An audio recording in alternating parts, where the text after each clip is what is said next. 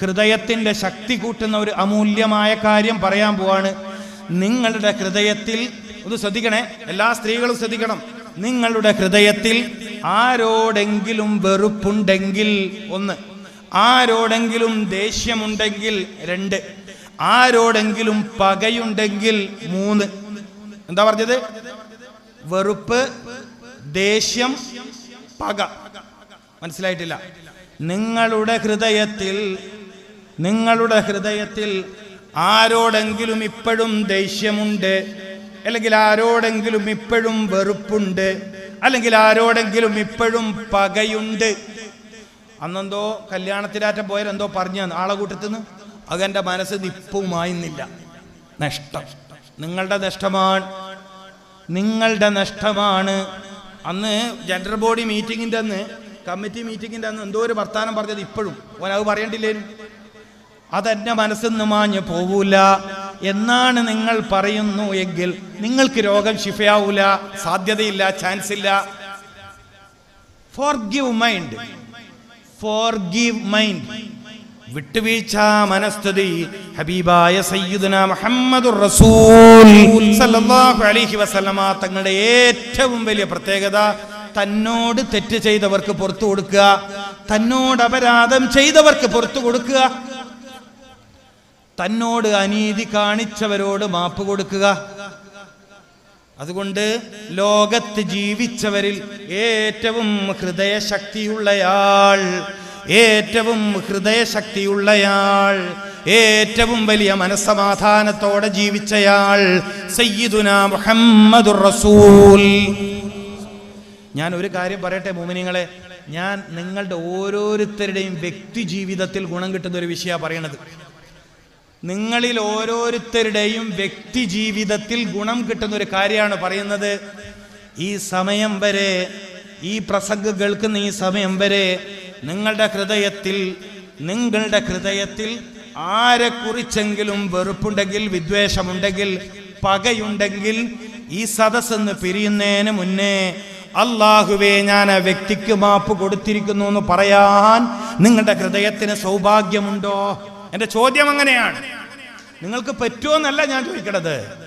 നിങ്ങളോട് അനീതി കാണിച്ച മനുഷ്യൻ, നിങ്ങളോട് തെറ്റ് ചെയ്ത മനുഷ്യൻ, നിങ്ങളെ ആക്രമിച്ചയാൾ, നിങ്ങളെ ദ്രോഹിച്ചയാൾ, നിങ്ങളുടെ വഴി മുടക്കിയ മനുഷ്യൻ, നിങ്ങളുടെ കല്യാണത്തിന് ഇടങ്കോല് വെച്ച മനുഷ്യൻ, നിങ്ങളുടെ ഏതോ കച്ചവടം മുടക്കിയ മനുഷ്യൻ, ആ മനുഷ്യനോട് ഈ സദസ്സിൽ നിന്ന് പിരിയുന്നതിന് മുമ്പ് മാപ്പ് കൊടുക്കാൻ മാത്രം സൗഭാഗ്യമുള്ള ഹൃദയമാണോ നിങ്ങളുടേത് എന്നാണ് എൻ്റെ ചോദ്യം.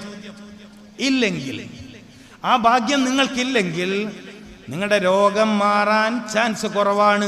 അപ്പൊ അടുത്ത ചോദ്യം, അപ്പൊ സദസ്സിൽ നിന്ന് ഗൗരവമുള്ള ഒരു ചോദ്യം എനിക്ക് വന്നു.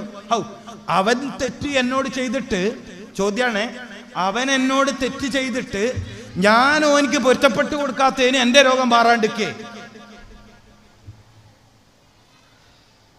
അതിൻ്റെ മറുപടി, നിങ്ങളുടെ ഹൃദയത്തിൽ, നിങ്ങൾ ശ്രദ്ധിച്ചോളി, നിങ്ങളുടെ ഹൃദയത്തിൽ ഒരാളോട് വെറുപ്പുണ്ടെങ്കിൽ നിങ്ങൾക്ക് സ്വസ്ഥത ഉണ്ടാവില്ല. അത് ചെറുതാണെങ്കിൽ വലുതാണെങ്കിൽ. ഉദാഹരണത്തിന് ഞാൻ നിങ്ങൾക്ക് വേഗം തിരിയുന്ന ഒരു കഥ പറഞ്ഞുതരാം. പിള്ളേരുണ്ട് എന്നാലും പറയാം, വലിയാക്കല്ലേ തിരിയൂന്ന് വിചാരിച്ചിട്ട്. അല്ല, ഭാര്യയും ഭർത്താവും വൈകുന്നേരം എന്തോ പറഞ്ഞ് തെറ്റി. ഇവര് എങ്ങനെയാ രാത്രി കിടക്കുക? ഒന്ന് അങ്ങേക്ക് ഒന്ന് ഇങ്ങേക്കാ. ഉറക്കം കിട്ടുമോ? എനക്കാണെങ്കിൽ ഉറക്കം കിട്ടൂല. നിങ്ങളെ കഥ എനിക്കറിയില്ല. ഏത് അല്ല, രണ്ടാളും ഒരു സ്ഥലത്തുണ്ട്, ഒന്ന് അങ്ങേ തിരക്കേക്ക് ഒന്ന് ഇങ്ങേ തിരക്കേക്കാ. കടന്നു പൂട്ടിയിട്ടുണ്ടാവില്ല.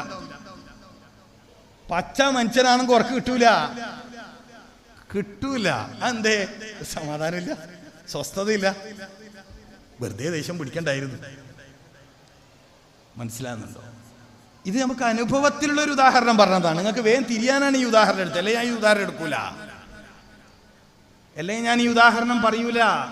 പിന്നെ കരിമ്പാറ പോലത്തെ കല്ലാന്ന് കിടക്കുന്നതിനും ഉറങ്ങും. അതുണ്ട്, അങ്ങനുണ്ട്. മനസ്സിലായില്ലേ? ആഫ്രിക്കൻ ജയിലിലെ പോലീസാക്കേണ്ട ടൈപ്പ് സാധനങ്ങളൊക്കെ ഉണ്ടാവും. അങ്ങനത്തെ ആണെങ്കിൽ പായിന്റെ തല കണ്ടാൽ മതി, ഉറങ്ങിയിട്ടുണ്ടാവും. എനിക്ക് വൈകുന്നേരം വിപ്ലവം ഉണ്ടാക്കിയൊന്നും വിഷയമല്ല. വൈകുന്നേരം ഒച്ചപ്പാടുണ്ടാക്കിയ വിഷയമാണോ? ഇശാ കഴിഞ്ഞിട്ട് ഒന്നും കൂടി അതിന്റെ ബാക്കി പറഞ്ഞ വിഷയമാണോ? കിടക്കുമ്പോഴത്തേക്ക് കൂർക്കം ബലി കേൾക്കുന്നുണ്ടാവും. ഔ വല്ലാത്ത മനുഷ്യൻ. പച്ച മനുഷ്യരില്ലേ, ഖേദവും കൃപയും സാധാരണ മനുഷ്യരെ കുറിച്ചാണ് ഞാൻ പറഞ്ഞത്. ഇത് നിങ്ങളുടെ അനുഭവത്തിലുള്ളതാണ്. സ്വസ്ഥത കിട്ടൂല. ഈ സ്വസ്ഥത മനസ്സിൽ നിന്ന് നീങ്ങണമെങ്കിൽ ഈ ദേശത്തിന്റെ വാശിയുടെ, ഈ ദേശത്തിന്റെയും വാശിയുടെയും പകയുടെയും അതങ്ങ് നീങ്ങണം. അപ്പോഴേ സ്വസ്ഥത വരുള്ളൂ, അപ്പോഴേ സമാധാനം വരുള്ളൂ. ഇതെല്ലാ കാര്യത്തിലും ബാധകമാണ്. തെറ്റ് ചെയ്തവൻ, നമ്മെ ദ്രോഹിച്ചവൻ അവന്റെ വഴിക്ക് പോയി നമ്മൾ അവനോട് പകവെച്ച് നിൽക്കുകയാണെങ്കിൽ, നമ്മൾ അവനോട് വെറുപ്പ് സൂക്ഷിച്ച് നിൽക്കുകയാണെങ്കിൽ അതിന്റെ വേസ്റ്റാണ് നമ്മുടെ ഹൃദയത്തിൽ ഇങ്ങനെ കടന്ന് കളിക്കുക. അതിന്റെ ചിന്തയാണ് നമ്മുടെ മനസ്സിൽ കടന്ന് കളിക്കുക. സമാധാനം കിട്ടൂല, സ്വസ്ഥത കിട്ടൂല, റാഹത്ത് കിട്ടൂല. ഭക്ഷണത്തിന്റെ രുചി അറിയാൻ പറ്റുമോ? നിങ്ങൾ ആലോചിക്ക്. നമ്മൾ ഒരാളോട് ദേഷ്യം പിടിച്ച സന്ദർഭത്തിൽ, നിങ്ങളൊന്ന് ശ്രദ്ധിക്ക്, ഇത് കൂടി ശ്രദ്ധിക്ക്. നമ്മൾ ഒരാളോട് നല്ലോണം ദേഷ്യം പിടിച്ച സമയത്താണ് ഭക്ഷണം കഴിക്കുന്നതെങ്കിൽ ഭക്ഷണത്തിന്റെ രുചി അറിയാൻ കഴിയുമോ? ഇല്ല, കഴിയില്ല. സാധാരണ മനുഷ്യര് കഴിയൂല. ഈ ഹൃദയത്തിന്റെ പ്രത്യേകത അത് ദിക്റുള്ളയുടെ ഇടമാണ്. അള്ളാന്റെ ദിക്റ്, അള്ളാഹുവിന്റെ ദിക്റിന്റെ ഇടമാണ് ഖൽബ് എന്ന് പറയുന്നത്. അവിടെ അതല്ലാത്ത ഫിക്ർ വന്നാൽ, ദിക്റിന് പകരം ഫിക്ർ വന്നാൽ, പ്രയോഗം ശ്രദ്ധിക്കണം. ഇത് ദിക്റിന്റെ ഇടം. ഹൃദയമെന്ന് പറയുന്നത് ദിക്റിന്റെ ഇടമാണ്. നമ്മൾ കേട്ടിട്ടില്ലേ, അലാ ബിദിക്രില്ലാഹി തത്മഇന്നുൽ ഖുലൂബ്. മനഃശാന്തിയുടെ ഖുർആനിക വഴി പരിശോധിക്കുമ്പോ, മനസമാധാനത്തിന്റെ, സ്വസ്ഥതയുടെ, സമാധാനത്തിന്റെ ഖുർആനിക വഴി പരിശോധിക്കുമ്പോ അലാ ബിദിക്രില്ലാഹ്, അല്ലാഹുവിനെ കൊണ്ടുള്ള ദിക്റാണ് തുമഇനീനത്തുൻ നഫ്സിനാവശ്യം. ശാന്തമായ മനസ്സുണ്ടാവാൻ, സമാധാനമുള്ള മനസ്സുണ്ടാവാൻ, സംതൃപ്തിയുള്ള മനസ്സുണ്ടാവാൻ,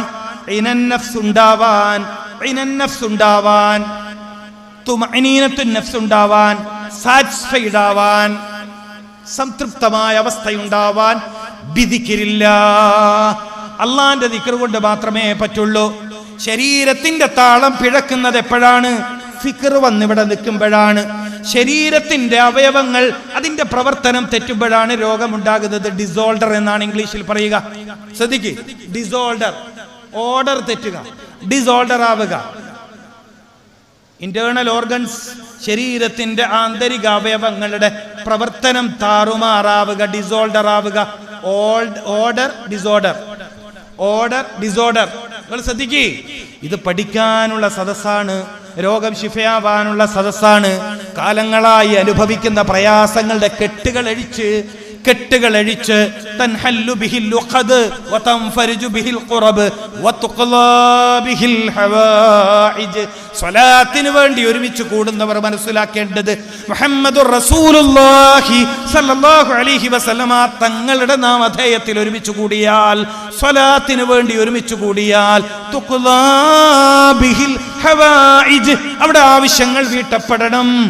തൻഹല്ലു ബിഹിൽ ഉഖദ്, കെട്ടുകൾ അഴിക്കപ്പെടണം. ദുഃഖത്തിന്റെ, ദുരിതത്തിന്റെ, പ്രയാസത്തിന്റെ, നമ്മെ വെരിഞ്ഞു മുറുക്കിയ കെട്ടുകൾ അഴിഞ്ഞു വീഴണം. അല്ലാഹു കബൂൽ ചെയ്യട്ടെ. മുഹമ്മദുർ റസൂൽ സ്വല്ലല്ലാഹു അലൈഹി വസല്ലമ തങ്ങളുടെ പ്രത്യേകത അതാണ്. നിങ്ങളെ പിടികൂടിയ കെട്ടുകളെ അഴിച്ചു തരും, നിങ്ങളെ പിടികൂടിയ പ്രയാസങ്ങളെ നീക്കിത്തരും. അതുകൊണ്ടല്ലേ മങ്കൂസ മൗലീദിലെ മനോഹരമായ ഒരു വരി നമ്മൾ ഇവിടെ പാടിയത്, ഓ മരീളൻ അൻത സായിറുഹു, ഓ മരീളൻ അൻത സായിറുഹു ഖദ് അതാഹുല്ലാഹു ബിൽ ഫറജി. നിശ്ചയം രോഗിയായി കിടക്കുന്ന വേളയിൽ, രോഗത്തിന്റെ വേദനാജനകമായ ശയ്യയിൽ ഞാൻ കിടപ്പിലായ വേളയിൽ അങ്ങനെ സന്ദർശിക്കാൻ വന്നാൽ, അങ്ങയുടെ ഓർമ്മ എന്റെ ഹൃദയത്തിലേക്ക് വന്നാൽ, അങ്ങയുടെ പേര് എന്റെ ഓർമ്മയിലേക്ക് വന്നാൽ, ഖദ് അതാഹുല്ലാഹ്, നിശ്ചയം അല്ലാഹു എനിക്ക് തരും. ബിൽ ഫറജി, ഈ രോഗാവസ്ഥയിൽ നിന്നുള്ള മുക്തി എനിക്ക് സാധ്യമാണ്. എത്രയെത്ര രോഗികൾക്കാണ് മുഹമ്മദിയത്തിന്റെ സ്വല്ലല്ലാഹു അലൈഹി വസല്ലം നൂറാനിയത്ത് കൊണ്ട് രോഗം ശിഫയായത്. നിങ്ങൾക്കറിയാമോ? എൻ്റെ അനുഭവത്തിലുള്ള കാര്യമാണ് പറയുന്നത്. എത്രയെത്ര രോഗികൾക്കാണ് ബിനൂരി മുഹമ്മദിൻ സ്വല്ലല്ലാഹു അലൈഹി വസല്ലം രോഗം ശിഫയായത്.